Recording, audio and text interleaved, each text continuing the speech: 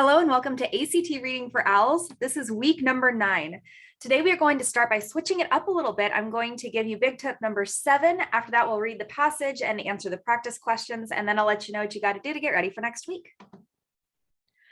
So big tip number 7 is coming to us. It's adapted from Prep Scholar.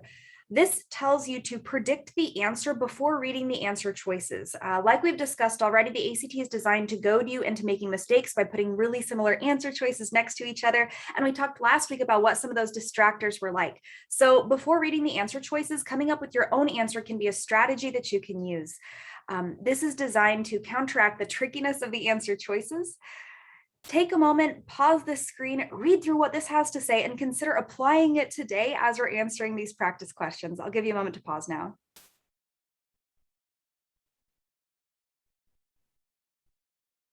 All right.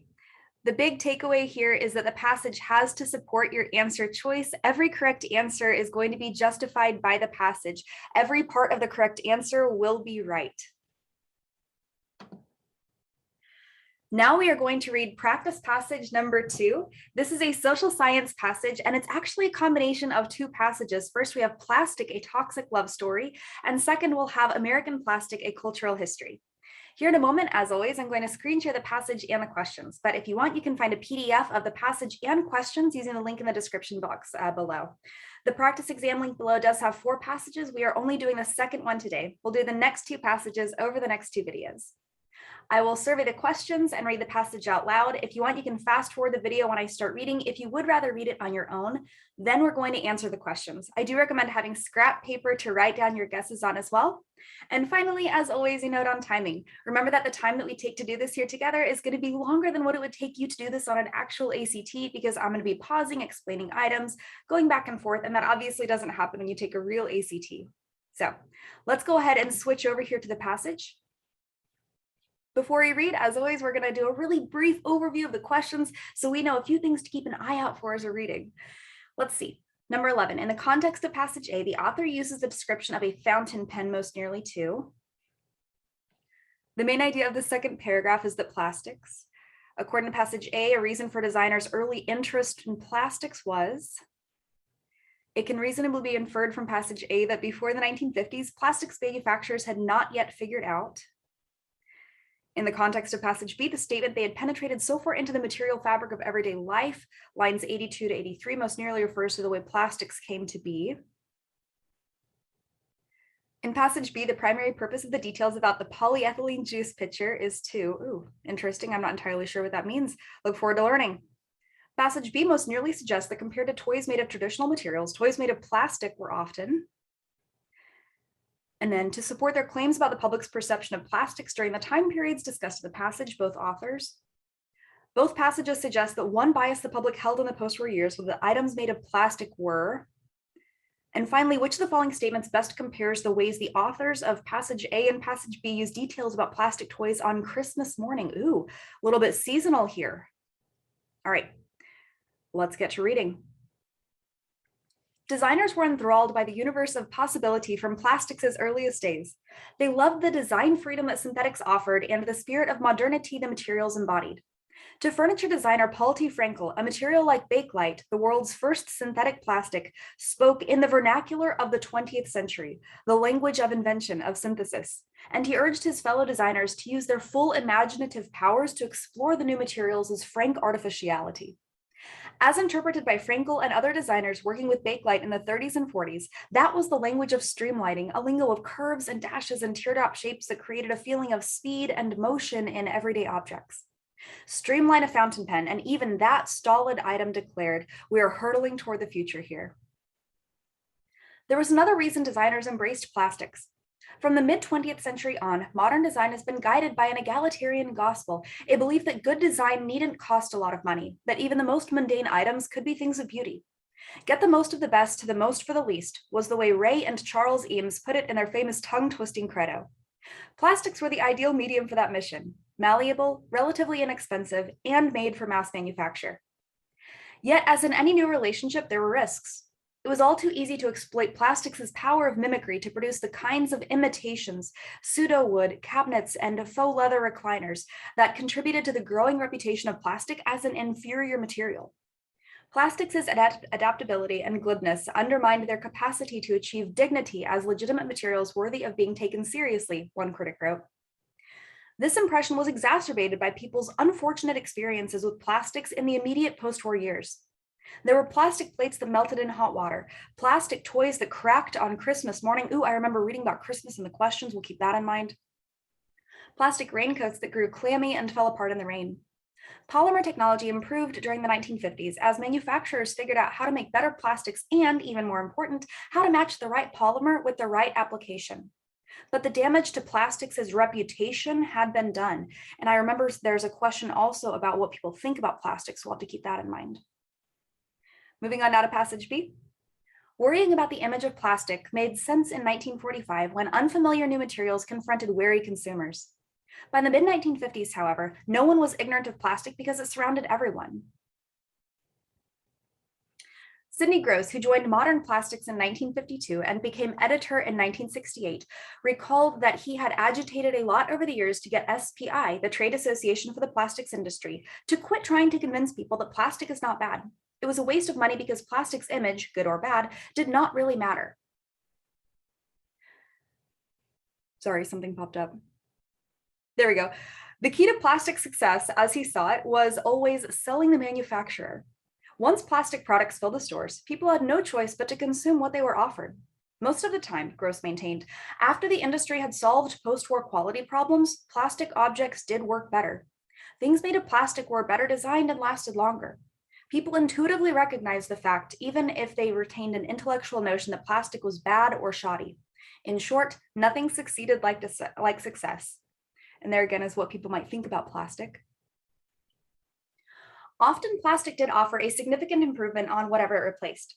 A sleepy householder had to watch only once in disbelief as a polyethylene juice pitcher, remember reading about that, a polyethylene juice pitcher bounced off the kitchen floor to begin accepting plastic in a practical way, no matter how strong the conceptual disdain for it. Even plastic toys, despite the brittle polystyrene items that broke on Christmas morning, proved superior in many ways. There's Christmas morning again. A toy soldier of molded polyethylene could not scratch the furniture as readily as an old-fashioned lead soldier. Most people who expressed negative attitudes about plastic used it anyway without thinking about it, either because a particular use had proven itself or because an inexpensive, trouble-free alternative no longer existed. As House Beautiful observed in 1955, the news is not that plastics exist, but that they have already been so assimilated into our lives. The average person was conditioned to plastics. They had penetrated so far into the material fabric of everyday life that their presence could not be denied, no matter how many people considered them second-rate substitutes or a sad commentary on modern times. All right, let's go ahead and move on to the questions. Number 11. In the context of passage A, the author uses the description of a fountain pen, lines 15 to 16, most nearly to. Let's go up to 15 to 16 and review that real fast. Let's see. Let's start a little bit before so that we have some context. As interpreted by these people working with bakelite in the 30s and 40s, that was the language of streamlining, a lingo of curves and dashes and teardrop shapes that created a feeling of speed and motion in everyday objects. Streamline a fountain pen, and even that stolid item declared, we are hurtling toward the future here. All right. Pause this, take a moment, and see if you can find the right answer.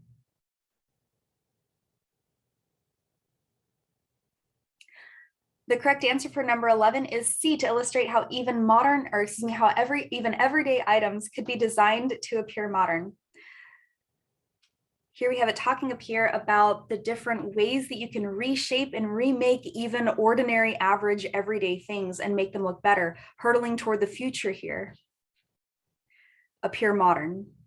There we go. And number 11, by the way, is an integration of knowledge and ideas type of question. There are a lot of those in this passage. I don't think there were any in the passage that we had last week. So just be on the lookout for that style of question here today. Number 12. The main idea of the second paragraph is that plastics, let's go up and look at lines 17 through 26. Here we go. There's another reason designers embraced plastics. From the mid-20th century on, modern design has been guided by an egalitarian gospel, a belief that good design doesn't need to cost a lot of money, that even the most mundane or average everyday items could be things of beauty. Get the most of the best, the most for the least was the way Ray and Charles Eames put it in their famous tongue-twisting credo.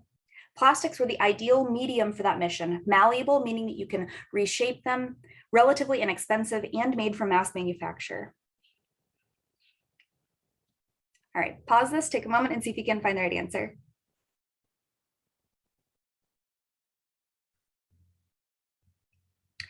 Based on what we read above, F is the best answer here, appealed to a prevailing philosophy of providing great design to many people for a low cost. And that is a key ideas and details style question.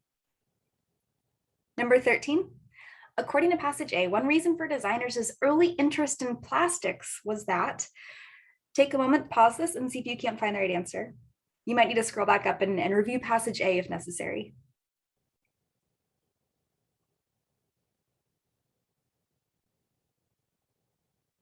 The correct answer for 13 is A, the material's ability to be freely shaped encouraged inventiveness.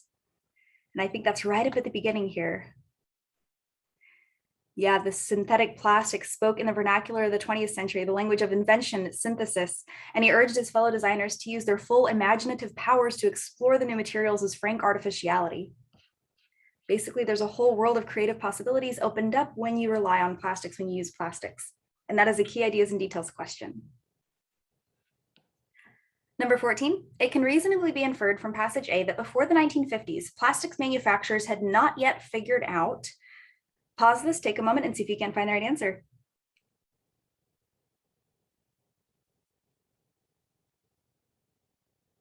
The correct answer to 14 is G, which plastics were best suited to specific purposes. Remember that when you infer, you sort of have to read between the lines a little bit. The idea here is that, yeah, we're still trying to figure out how to properly use them. Yeah, and especially this last paragraph here is going to have some material to support that. Yeah, how to match the right polymer with the right application. And number 14, by the way, was another key ideas and details style question. Moving on, number 15. In the context of passage B, the statement, they had penetrated so far into the material fabric of everyday life, most nearly refers to the way that plastics came to be. Let's go up and review those lines 82 to 83 before I have you guess.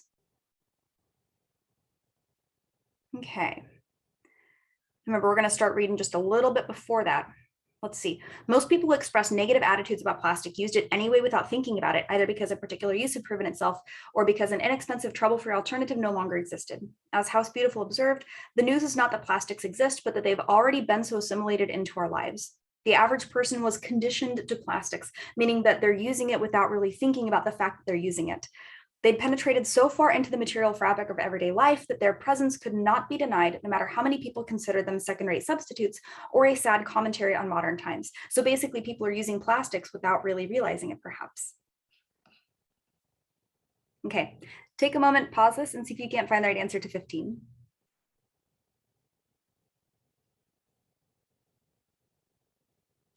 The right answer to 15 is D, pervasive to the extent that they were integral to people's routines, meaning that everybody's using them and we can't really imagine life without them in some ways.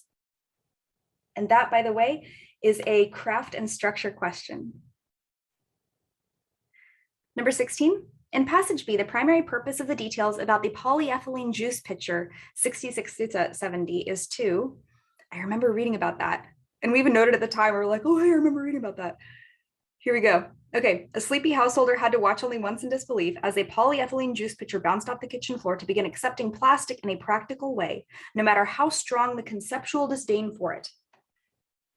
Basically saying that, no matter what you might think about plastic in general, here's this really practical application, like you drop a pitcher, maybe a normal pitcher would break, but plastic, it's not going to break.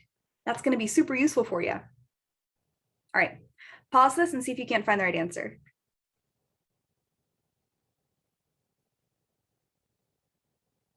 The correct answer for 16 is G, show how people might be persuaded by plastic's durability despite disliking plastic in general. Basically, it's too useful for you to hate. That, by the way, is another craft and structure question. Number 17, passage B most nearly suggests that compared to toys made of traditional materials, toys made of plastic were often, pause this and see if you can't find the right answer.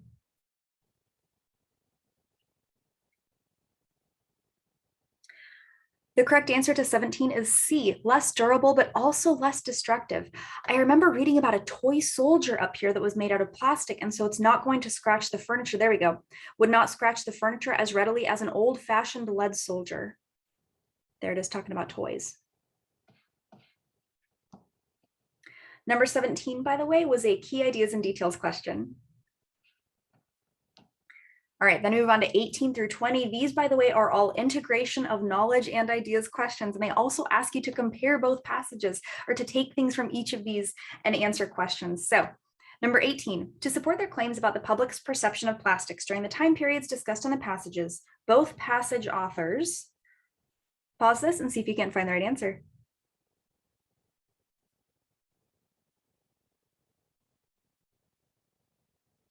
The correct answer to 18 is F, quote people who used or wrote about plastics. They do both rely on other people to back up what they're saying. They integrate their research and their evidence, I think, pretty naturally. Yeah, coming up here, we can see that they're quoting people in different magazines. We see Modern Plastics, House Beautiful, and quotes from other people. And 18, like I said earlier, is an integration of knowledge and ideas question. Number 19, both passages suggest that one bias the public held in the post-war years was that items made of plastic were, pause this and see if you can find the right answer.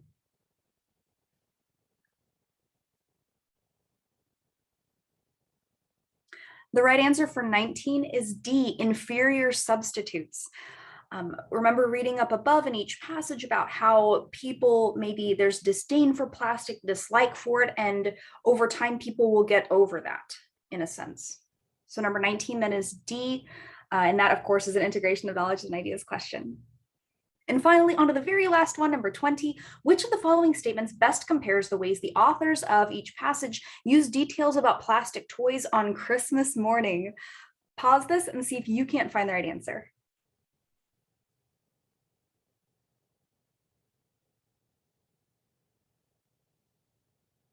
All right. The right answer for number 20 is J. Both passages use the toys as an example of early problems with plastic's quality.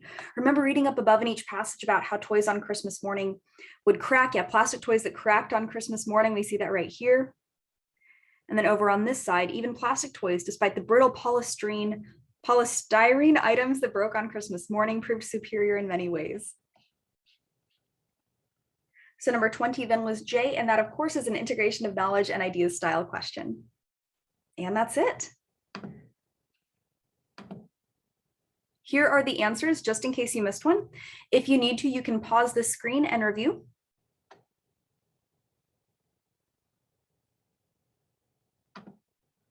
And finally, to wrap things up, getting ready for week number 10. Next week, the video is going to feature the same practice exam, but we're going to read the third passage together and practice answering the questions. There's no need to do anything outside of AI time to prepare for next week.